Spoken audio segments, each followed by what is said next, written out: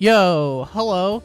We got ourselves another Arcane that surprisingly isn't a sword or a lance. This was more or less confirmed in the last Tempest Trials where we had the Arcane dagger showed off. It is the same weapon as it was there, and with all the other Arcanes, we're going to be going over its uses, as well as a brand new Echo skill that we got on Attune Nino. So you know the drill, we may as well get right into it. Except first, we have a sponsor, and that's the cue to play the sponsor. We don't have any plans at the moment to do PC.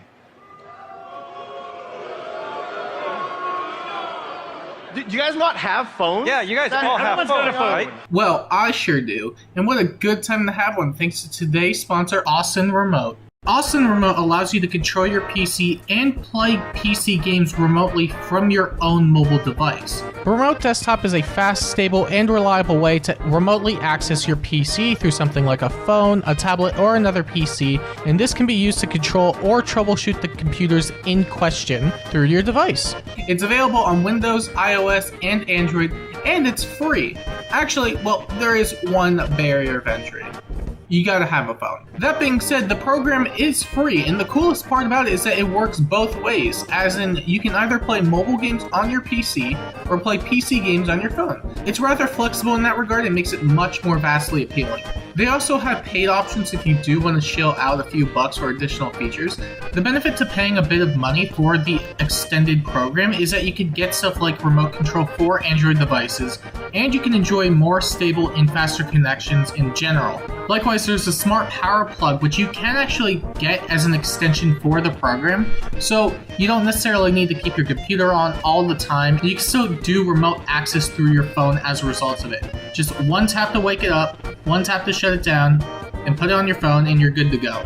However, if you would rather try it out first, they have the free option, so you may as well give it a shot. Thanks to Austin Remote for sponsoring the video. The Arcane Dagger, aka Arcane Void, is a slaying Spectrum 5 weapon that has built-in sabotage, guaranteed follow-up attacks, and accelerated cooldown per attack, aka Breath. As per standard for the first Arcane for a certain archetype, it's more so going to be built for any type of unit. Generally, they aren't so specialized so that they can be put on pretty much any single unit, and in a similar case with Arcane Void, I think that applies here. Outside of the guaranteed follow-up, slaying, and stats, it has innate sabotage, so you're getting a consistent stat swing, especially if you're going up against the legendary Robin compositions, where you can pretty much just take advantage of that. This more or less functions as the tier 4 version in the B slot, so even if the target isn't debuffed, the allies within 2 spaces of that foe can still apply to that unit's combat, and it's a generally nice effect to have around at this time. I do think the other big effect that comes out of this weapon is the cooldown charge per attack,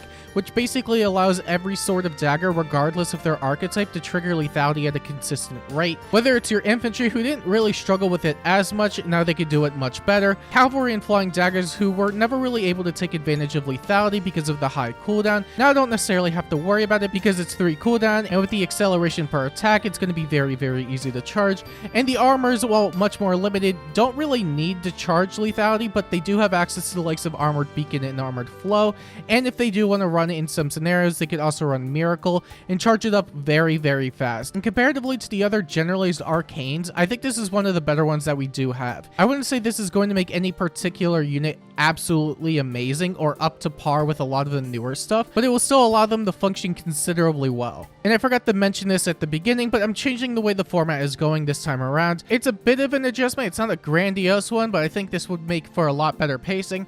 Either way, going into the recommendations list first, it's pretty much just going to be made up of a lot of units that either don't have access to a PRF, won't get one, or has one that's relatively outdated by this point in time. Really not a lot of surprising stuff there, especially since we don't have a lot of daggers in general. That being said, the only ones I would necessarily be on the fence about include the Dancers, Yilgar, and Air. I wouldn't necessarily say the Dancers are bad with the weapon, but in my opinion, they don't necessarily need it just because their role is much more supportive in nature, and as far as combat is concerned, they aren't exactly going to be the best anyway, especially since they have way more hindered BSC comparatively. That being said, if you did want to throw it their way, I don't think it's going to be the worst, but I also don't think it's going to be doing anything major in the long term for them. Same thing with Yilgar and Air.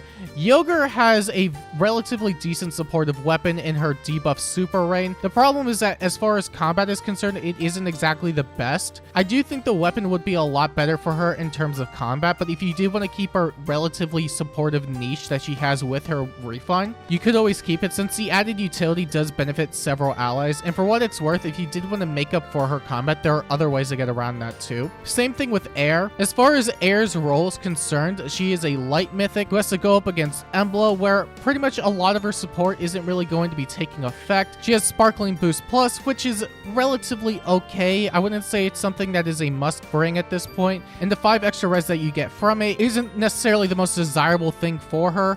I wouldn't say she's necessarily the worst unit, but at the same time, I don't think you're really going to be missing out on anything if you lose access to Liftschberg and her PRFC, especially since the former's refine wasn't exactly the best anyway. It was a very combat-oriented refine, and while I wouldn't say that's necessarily bad on paper, I would argue that the effects that she did get on that weapon weren't exactly the best, and that if you're looking for something that provides way better combat, then Arcane Void is going to be doing a significantly better job at it. That being said, most people generally ran her as support in the beginning anyway, with Tamari as well as all the dancers, which you could probably still do for most of them minus Xander, but as it currently stands, I wouldn't say she's the most desirable light mythic at this time. That being said, I do think it's much more preferential than a lot of the other ones below her.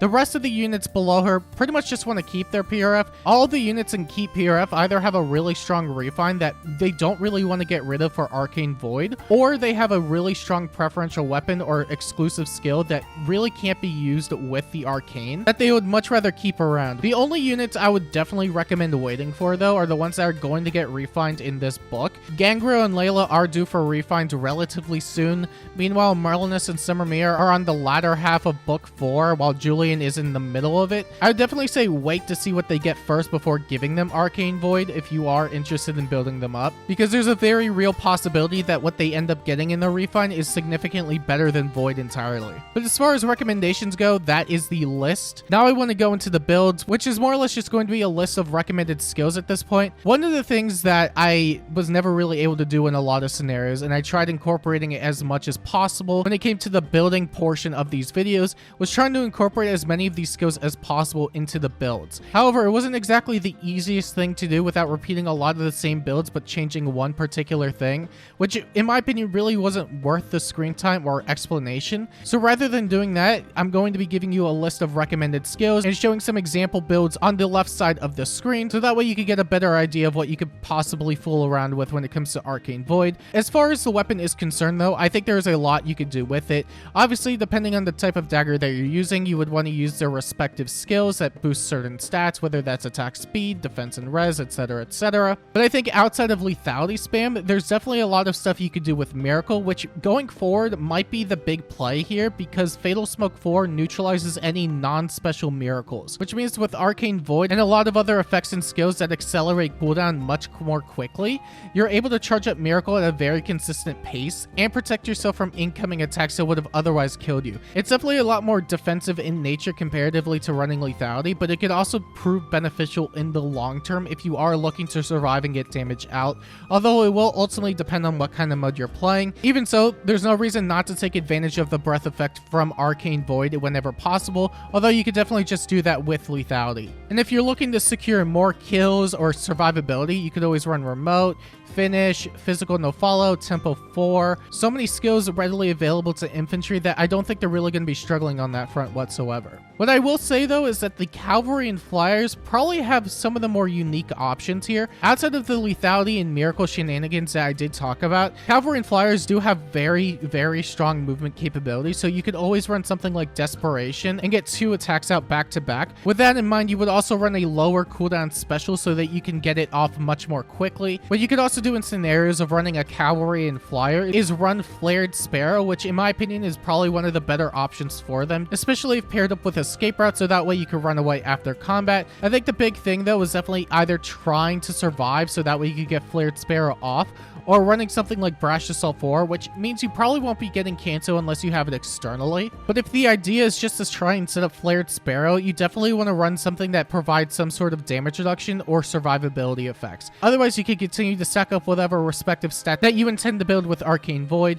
Catch, Remote, Disarm Trap, Brash Assault, Fatal Smoke Menace. You have everything more or less afforded to you. I think the only difference though between the Flyers and the Cavalry is that you can take advantage of Oath and warping shenanigans much more easily, whether that's with Oath or Soaring Guidance. With that benefit, you also are able to run Unity skills as well because you're going to be paired up with allies much more often. That being said, Guidance and Soaring Guidance are definitely much more supportive in nature, so if you did want to ditch it for something like Rain or anything that provides your own combat, you could definitely run Oath instead. And lastly, we have the armor options, which surprisingly are a lot more limited, but I think that was just mainly due to the fact that they have so many fighter skills available, but with Arcane Void in tow, they don't really need to use any of them whatsoever. Depending on which one you're building, you would obviously stack their respective stats, but I think the big difference between these builds and a lot of the other ones is that they're definitely much more focused on their survivability more than their damage output. So running something like Armored Flow, Beacon, or even Miracle in that matter is going to be much more effective for them than it would be for any of the other archetypes, and that's mainly because the save's job is to stall and protect. So if you are going to be running something like this on maybe a Winter Cecilia or any other sort of dagger armor, I would probably go with a Miracle set personally, whether that's with Unity, Distant Defense, Defense Res Form, Far Save, etc, etc. I think as far as their B slots are concerned though, Guard 4 is arguably going to be their best option just because of the first hit DR that you get on top of the guard that you do inflict and the attack penalty. I wouldn't recommend running this with a stance, but given that Guard 4 is extremely expensive, you could always go with a stance A skill and run a fighter skill instead in the B slot. Even if the guaranteed follow-up attack goes to waste, it can still be very useful against units that maybe have some sort of follow-up denial, but that's much more rare nowadays. Anyway, the main draw is definitely going to be trying to survive as much as possible, and I do think with the breath built into the weapon, it's going to be much more handy than a lot of the other archetypes comparatively. That being said, can't really compare to Hardy Fighter, but as far as ranged units are concerned, this is a pretty nifty weapon overall. And lastly, I want to go over the new Echo skill, Fleeting Echo. As far as I know, this is a remote Sparrow Echo skill, so it should have the same restrictions as Remote Sparrow.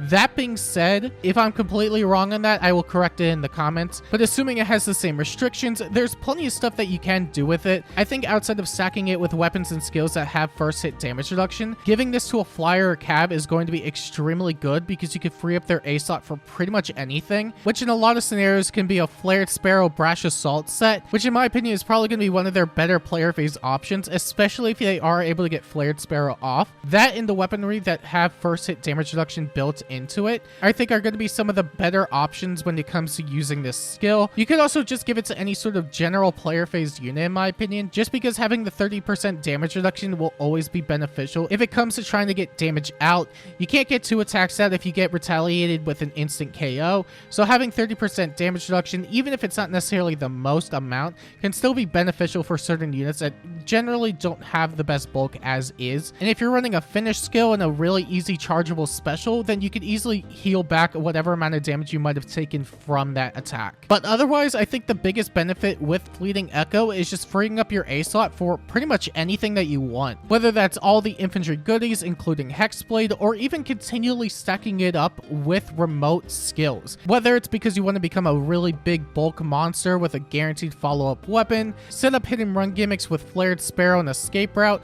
or even for something like Aether Raids, depending on the type of team that you're using, continually stacking up remote so that way you're not instantly dying in the player phase by the first attack, running Disarm Trap, and then setting up a Wings of Mercy Gale Force team. It all just depends on what you're using. I would definitely say this is a really good Echo skill, but as with a lot of the other ones outside of Attack Oath Echo for Citrine, they aren't really necessary and they more so act as an additional nicety more than anything else. But for what it's worth, it's definitely an upgrade compared to the other two. And that's about it when it comes to the new Arcane and Echo skill. Bada bing bada boom, it's pretty much the same song and dance as it usually is, but if you do want to see more videos like this, make sure to like and subscribe, and until next time, I'll see you later.